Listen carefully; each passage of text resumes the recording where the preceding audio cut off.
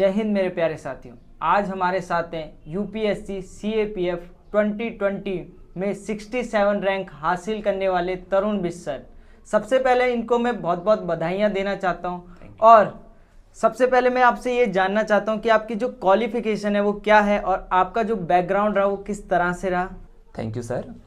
मैं तरुण बिष्ट यहाँ कोटद्वार से बिलोंग करता हूँ और मैंने रिसेंटली अभी यूपीएससी सीएपीएफ 2020 एग्ज़ामिनेशन में 67th रैंक पाई है।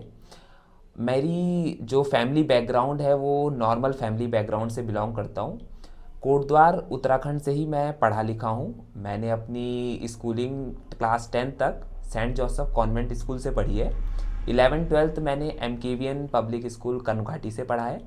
उसके बाद अपनी बैचलर्स के लिए मैं दिल्ली चला गया था। दिल्ली में मैंने Ramjas college university of Delhi से फ़िज़िक्स ऑनर से अपनी ग्रेजुएशन पूरी की है।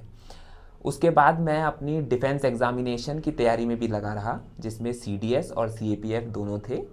और इनकी तैयारी करते करते मैं रिसेंटली अभी मैंने जो ये रिज़ल्ट था वो हासिल किया है मुकाम, और मैं बहुत खुश हूँ इसको लेके। जैसे कि आप ड्यू से ग्रेजुएट हो तो आपके दिमाग में सीएपीएफ का ध्यान कैसे आया। यूपीएससी जो सीएपीएफ है मतलब एक ज़्यादातर उत्तराखंड में कोटद्वार में आर्मी का क्रेज़ ज़्यादा है या एयरफोर्स, तो आप काफ़ी अच्छी पोस्ट होती है सीएपीएफ में, तो आपके दिमाग में कैसा है कि सीएपीएफ या सीडीएस इस टाइप से। जैसा कि ये डिफेंस एग्ज़ामिनेशन है सीएपीएफ, तो डिफेंस तो बचपन से ही ऐसा था कि इसी लाइन में जाना है। कोटद्वार उत्तराखंड में डिफेंस की पॉपुलैरिटी तो सभी जानते हैं। रिसेंटली पौड़ी से हमारे जनरल विपिन रावत जो चीफ ऑफ डिफेंस स्टाफ थे वो भी यहीं से बिलोंग करते थे। तो ऐसे एनवायरनमेंट में रहने का एक अलग ही इम्पैक्ट पड़ता है। और मुझे तो क्रेज़ी बचपन से था कि डिफेंस में कुछ करना है, तो 11th-12th से ही इस फील्ड में बने रहे।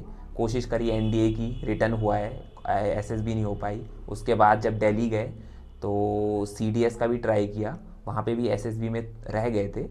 तो धीरे धीरे पता चला, वहाँ एक्सपोजर मिला कि और कौन सी एग्ज़ामिनेशन होते हैं। पढ़ने में रिटर्न एग्ज़ाम निकल रहे थे तो पता था कि पढ़ने में तो तेज़ हैं ही, तो उसको लेके फिर हम तैयारी कर रहा था। दोस्तों से पता चला है कि वहाँ रह के कि सीएपीएफ होता है। फिर इसमें ट्राई किया, पहले अटैम्प्ट में नहीं हुआ, फिर दूसरे अटैम्प्ट में रिटर्न हुआ है, फिर मेडिकल। तो धीरे धीरे पता चलते चलते ये यहाँ हम पहुँच गए।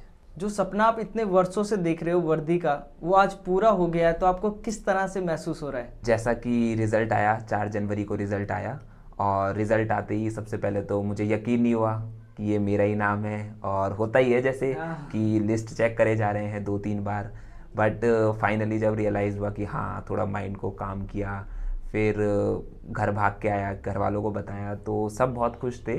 खुशी का माहौल था, सारे घर वाले खुश थे, उनका आशीर्वाद था कि यहाँ तक पहुँचे हैं। पड़ोसी दोस्त सब ने मिल के बधाई दी है, दोस्तों का बहुत सहयोग था, तो बहुत खुशी हुई है। और बहुत ही मतलब जिन लोगों के कारण मैं यहाँ हूँ, जैसे मेरे दोस्त हो गए, घर वाले हो गए, तो उनका सपोर्ट था, क्योंकि एक उन्होंने माहौल क्रिएट करा हुआ था मेरे लिए कि मैं पढ़ सकूँ। फाइनेंशियली हो गया, मॉरल हो गया, सब तरह से वो सपोर्ट करते रहे मेरे को, तो उसके लिए मैं बहुत धन्यवाद करता हूँ उन सबका। मैं आपसे पूछना चाहता हूँ कि यूपीएससी सीएपीएफ है, ये जो एग्ज़ाम है ये कितने फेज़ में कंडक्ट कराए जाते हैं और आपने किस तरह से एग्ज़ाम की तैयारी की और कितना अटैम्प्ट आपको लगे इसको क्रैक करने में। सर, जो ये यूपीएससी सीएपीएफ है, ये एग्ज़ाम साल में एक बार कराया जाता है। जनरली ये अगस्त के महीने में कराया जाता है। तो ये जनरली 3 फेज़ों में होता है। सबसे पहले टाइम होता है आपका प्री मेंस, वो एक ही दिन होता है, 2-3 घंटे की शिफ्ट होती है, तो पूरा दिन आपको लगेगा पेपर 1 पेपर 2 क्लियर करने में। उसके बाद फिर आपको मेडिकल और फिज़िकल के लिए बुलाया जाता है, वो 2 या 3 दिन का होता है, डिपेंड करता है medical centre to medical centre. और उसके बाद जो फाइनल फेज़ होता है वो होता है इंटरव्यू का। तो ये 3 फेज़ आपको क्लियर करने होते हैं। पहला फेज़ आपने क्लियर किया, उसके बाद दूसरा, उसके बाद इंटरव्यू इसमें यूपीएससी में बोर्ड में होता है, जो हर किसी का सपना होता है कि यूपीएससी बोर्ड में एक बार जाके इंटरव्यू दे के आए, तो वो एक अचीवमेंट होती है। तो ये 3 फेज़ थे, ये इन 3 फेज़ों में यूपीएससी सीएपीएफ होता है। और फाइनल जो होती है वो मेरिट लिस्ट होती है। तो फाइनल जब आप मेरिट लिस्ट क्वालिफाई कर लेते हो, उसके बाद आपका सिलेक्शन हो जाता है। और मुझे ये दूसरा अटैम्प्ट लगा था। पहला अटैम्प्ट मैंने 2019 में दिया था, और उसके बाद ये दूसरा अटैम्प्ट था मेरा 2020 में। और इसकी जो तैयारी होती है वो एक लॉन्ग प्रोसेस है, क्योंकि पेपर 1 और पेपर टू डिस्क्रिप्टिव होता है।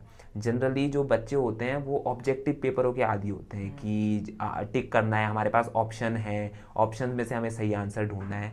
बट जो सब्जेक्टिव पेपर होता है पेपर 2, उसमें आपके एसेज होते हैं, आर्ग्यूमेंट्स होते हैं, रिपोर्ट होती है, तो इनमें आंसर राइटिंग चाहिए होती है।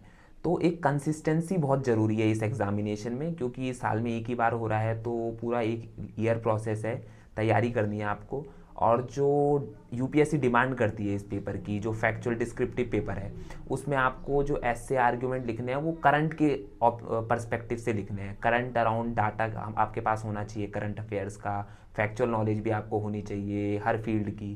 तो एक लंबा प्रोसेस है, बट ये है कि आप अगर कंसिस्टेंट हैं, मेहनत कर रहे हैं, सही स्टडी मटेरियल आपके पास है और अच्छे से तैयारी करना चाहते हैं आप, तो आप करें और आप ज़रूर क्वालिफाई कर सकते हैं। अगर आप लोगों को किसी भी डिफेंस एग्जामिनेशन के रिटर्न, एसएसबी या इंटरव्यू के रिगार्डिंग कोई भी डाउट है तो आप कमेंट सेक्शन में बताइए, मैं आपकी पूरी हेल्प करूँगा।